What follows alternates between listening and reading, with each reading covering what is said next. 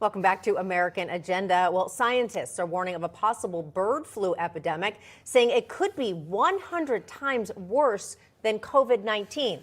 Come on. I know, here. that's scary. All right. Bird flu is usually rare in mammals, but health officials confirming a patient in Texas was diagnosed with bird flu this week after contact with cows.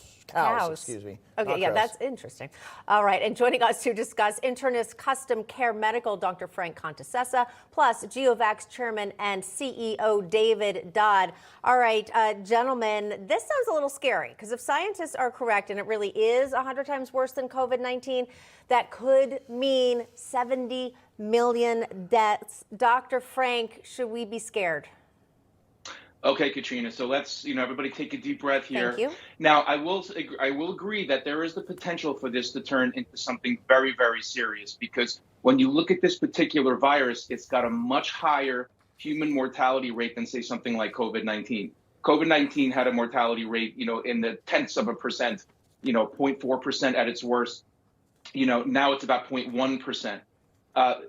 Cases of this are rare, but they can be as high as 50% mortality for the people that get it. Now, it's different from COVID-19 in the sense that it doesn't spread easily, number one, between animal to people, and it does not spread between person to person easily, whereas something like COVID-19 spreads like wildfire.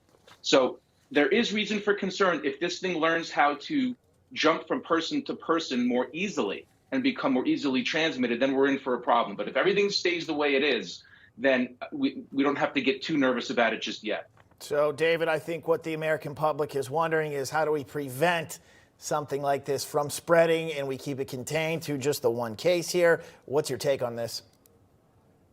Well, it's an excellent question. And we do have in place in the United States especially, and it's pretty much in most major nations around the world, efforts. In our case, it's under the medical countermeasures activities under HHS, which falls under the Biomedical Research and Development Authority, known as BARDA.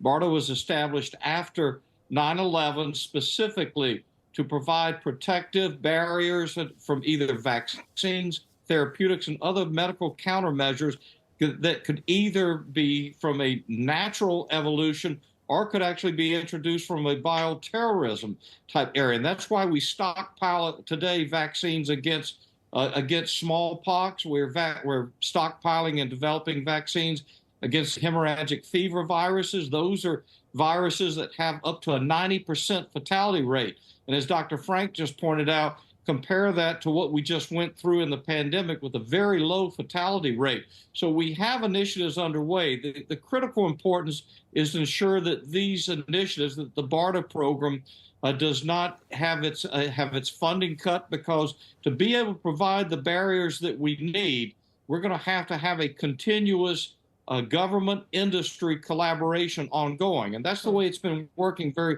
successfully. And that's the basis for bringing forward under Operation Warp Speed and now under Project NextGen, the next generation COVID-19 vaccines and other medical countermeasures, especially vaccines. That's what gives us the preventive measures. All right, gentlemen, we're going to have to leave it there. But again, to your point, David, we have to keep investing in science. That can't go away. Dr. Frank Contessessa, David Dodd, thanks so much. Thank you. Thank you, guys.